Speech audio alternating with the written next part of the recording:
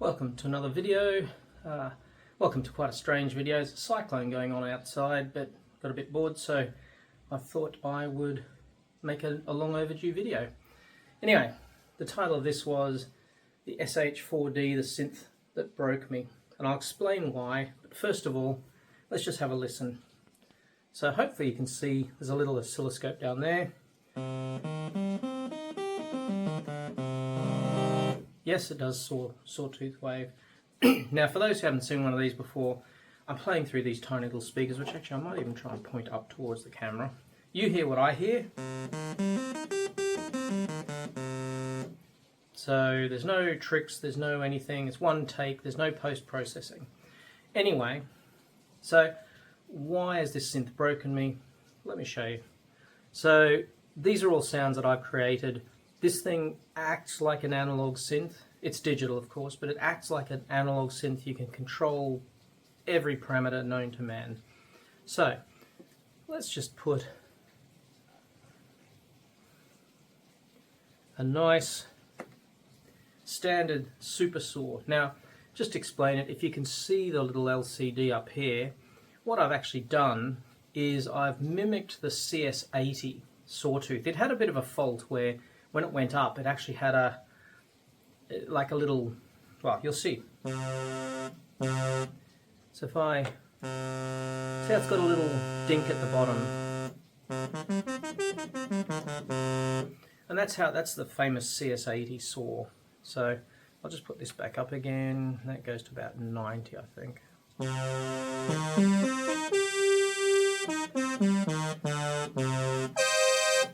So people say, oh, digital synths can't sound warm like an analog.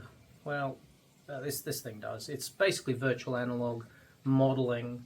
It's a Zen core, which for all intents and purposes sounds just like an analog. I can't tell the difference. I've been playing synths for a long time. Might as well just explain, first time on this channel, my original synthesizer. You can just see the very top of it. Yamaha SY-22. So this thing's approaching 35 years old, but I'm using it as a keyboard at the moment, so you may not be able to see me playing the keys, but that's just what I'm doing. Anyway, another thing we'll do, let's turn on some reverb, just because it always sounds a bit better, not too much. And let's play some 1980s.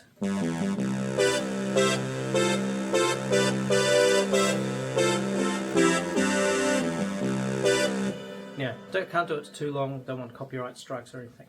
Yeah, what's another one?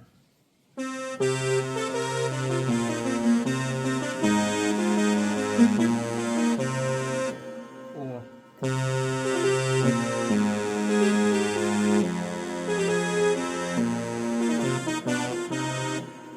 so Super Saw.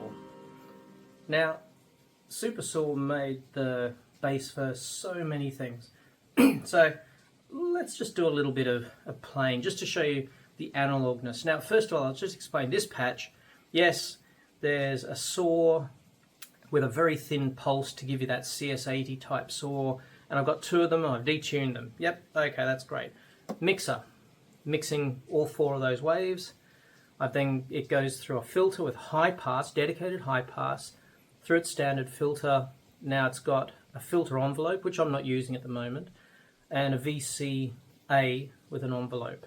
And it's got an LFO, which again, I'm not using the LFO now. Now the other thing is, this one is, it's like semi-modular, because you've got a matrix, which is basically patching. So let's just have a look. What I've actually got is the amplitude envelope, that's the amplitude, also controlling the cutoff. Okay, and it's 63. Now, you may look at all these knobs here. That's actually not what is on the sound, because you can save sounds. Whatever is saved is the correct position. So that filter is actually all the way down. You can check that by pressing exit and then twiddling the knob. You can see it says 0. Well, hopefully you can. Anyway, so what this is saying is we've got a single envelope controlling both the amplitude, or the VCA, and the VCF. That's sort of a standard way of doing it, giving you that sort of sound. Now, what happens if we were to drop that back just a little bit? So instead of being buzzy, I'm going to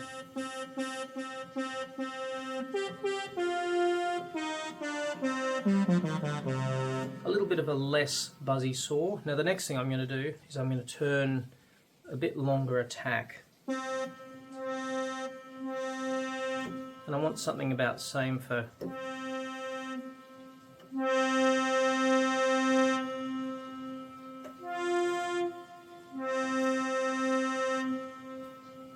maybe even a bit longer. Okay, now the reason I did that, here's a sound that the CS-80 is supremely famous for.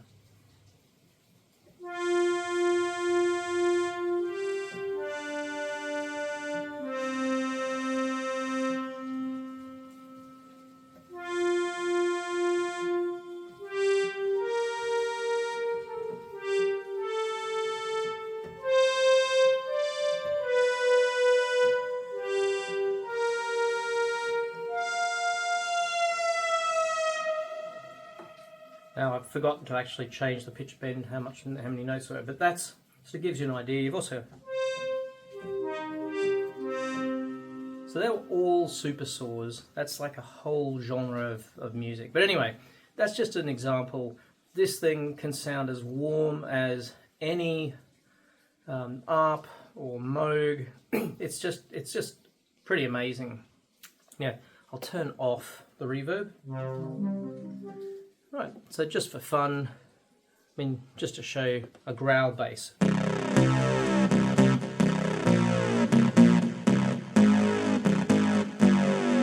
we'll put little oscilloscopes going crazy.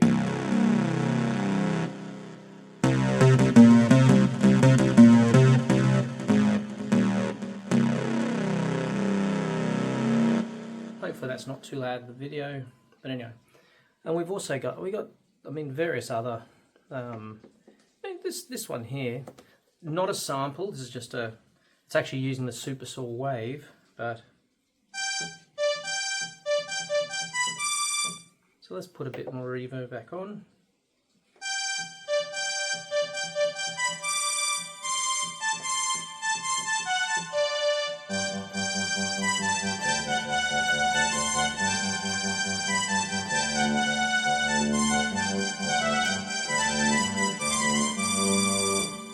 Can't get in trouble for copyright on that one. But for example, you know, maybe I will turn this down a bit because I think it's. I actually made it a bit louder for the video.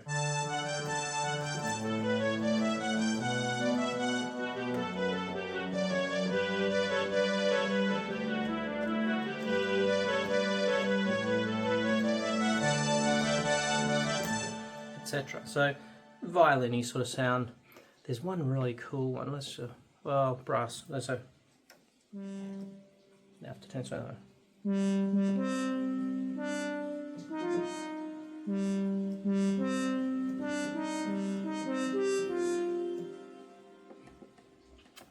But this is one I particularly like. I'll turn off the reverb for that one.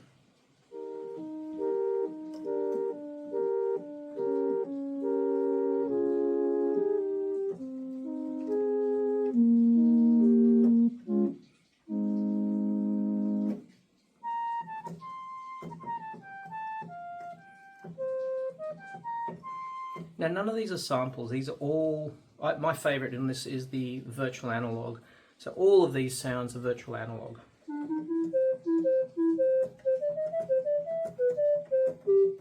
Anyone who's watched my channel for any length of time will know how to do all of these, the clarinet, the flute, the brass. And just to show you, for example, I've got a clarinet with pulse waves. Okay, here is a sampled wave, and I think this sounds quite good.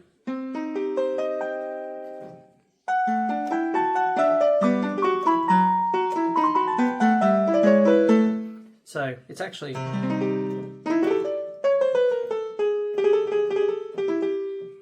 that's a sample, so it's got a few samples, but this thing has so many different forms of synthesis. And have a look at any of the reviews online. This is just a sort of a quick little. Where have you gone? There you go. This is one of my favourites. That's a DX7 every day of the week. Bit of reverb, and then you get.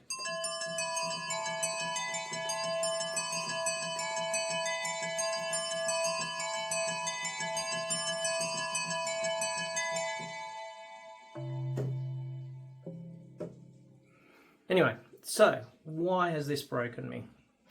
Well, bottom line is that I like buying synths. You've probably seen a few. No one's ever given me the synths. You know, I don't get them to review or anything like that. So I buy them, and I love them, and I tend to buy them when I can afford them.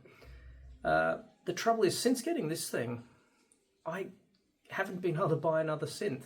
I thought, okay, maybe I could get a Moog Matriarch or a grandmother.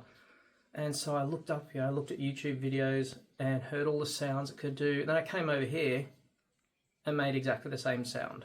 So, all right. Don't need it for the sound, it would just be to look nice. So, okay, let's try a different synth. And I kept going through. And it's not until you get to really exotic ones, like some of the wavetable. This has got wavetables, but not much. If you wanted a wavetable or a granular synth or something a bit more out there, then okay, this won't do it. But if you're looking for an analog synth, digital's good enough now. Anyway, the other thing, this is just the synth part. So all I've played you is just a single part. This thing, it's not technically a groove box, but it's got a 5-part sequencer. One of those parts dedicated to the drums. So you can just make just some incredible music. Now I'll just check. Yep, it's an empty pattern. So for example, this is how simple it is. Let's just make, I think, okay, we'll turn off reverb. Okay, so we've got just a drum kit. I think this is called old machine kit, that's what it says. So let's just put on a drum. 1, 2, 3, 4. Now you can have up to 64 steps per sequence. At the moment it defaults to 16. Again, check out any number of videos online to work out how to do it. But that's all it is. Let's, wait a sec. First of all, let's bass drum. So, and you can control the tempo, obviously. So let's see, what are we going to do? Something like, we can just do a, yeah, okay, something like that. Yeah, really boring.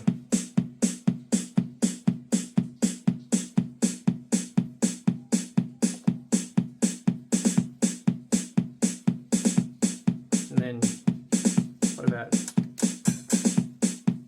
now you can sometimes record live and just mash these and see what happens. So.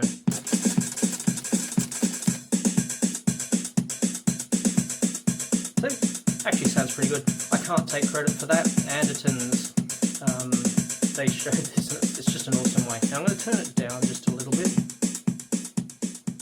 But yeah, that's a drum track. Now you can either leave that going, or you can stop it and say, okay, let's look at part 1, and part 1 we want a bass. Let's go the old growl bass, because that's a pretty good one. Now what I will do, I'm going to go into the mixer and I'm going to turn him right down because he is pretty loud.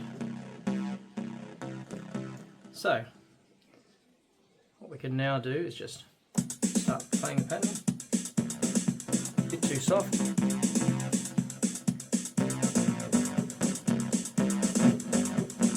There you go, what about something like that? Record it live.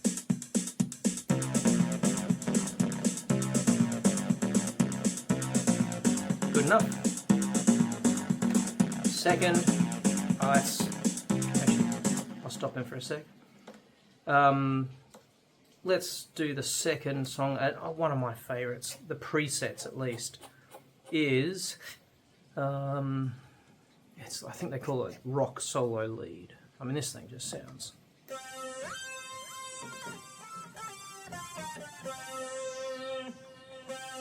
Might just have to make it a bit louder, pump it up to the max. So,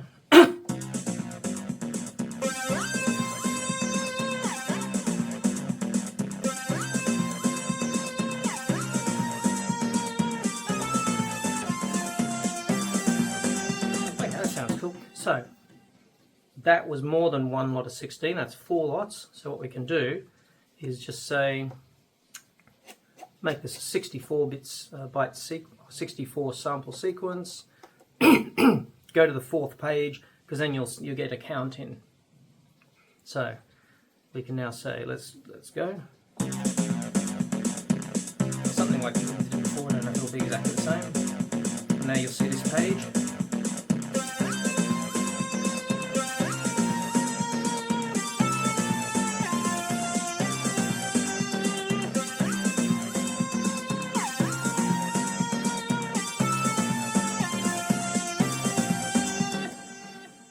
And let's muddy it a bit more. Piano or like a bells? Let's try it, but let's see what happens if we do piano. So let's do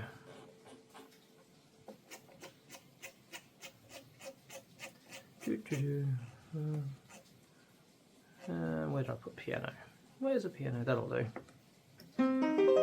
So let's see what we can make it sound. So I can play live, not recording.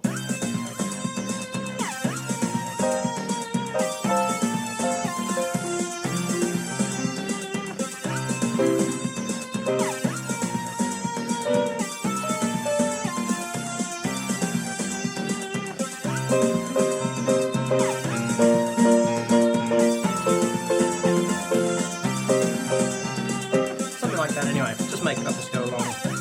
So ready? So this will also be a 64 step sequence, and I'll go to the 4th page and let's just go.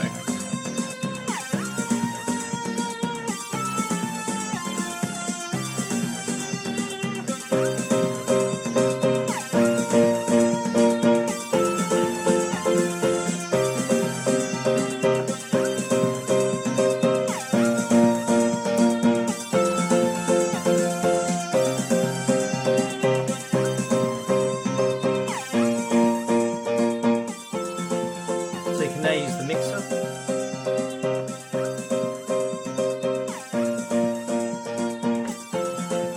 Anyway, but you can see what I mean. This thing's, it's so simple to use. So again, it just, I keep looking at things, and yes, there are better sequences, 100%. Simpler, I don't know. I mean, to put a drum beat in, trivial. You can record real time, you can record step at a time, you can go back and actually edit it and all that sort of stuff. And that's before even putting effects in. So, do we do reverb? Well, let's do a delay. What delay have I got? I think I've just got a standard delay. Let's make it about 1/3 of a second. Let's give it a big delay. See what happens.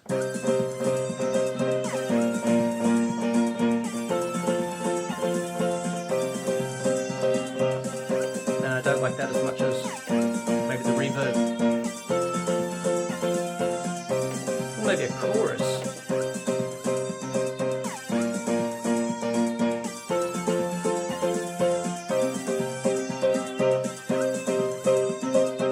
Anyway, so you can see what I mean. So that was all live. There was no pre-recording stuff. That was we just did it there and then. I used a few sounds that I'd already created. And I used a few built-in ones, but this thing is just amazing. If you like your analog synths, analog synth, ignore this part here. Okay, if you go to the standard 4 oscillators, that's no different from, say, an ARP choosing a sawtooth or a pulse or a square sine or a triangle or something. You can just choose whatever you want.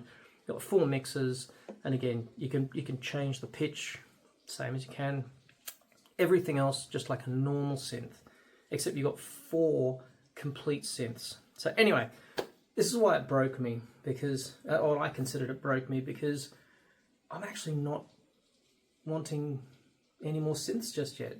Well, I'm trying really hard to, but I just can't do it. This thing will do everything I want. This thing is amazing, and it sounds, I mean, okay, these are the best USB speakers you can buy for $15, not, but that's what it sounds like out of a cheap system. When you put it through something good, it rocks.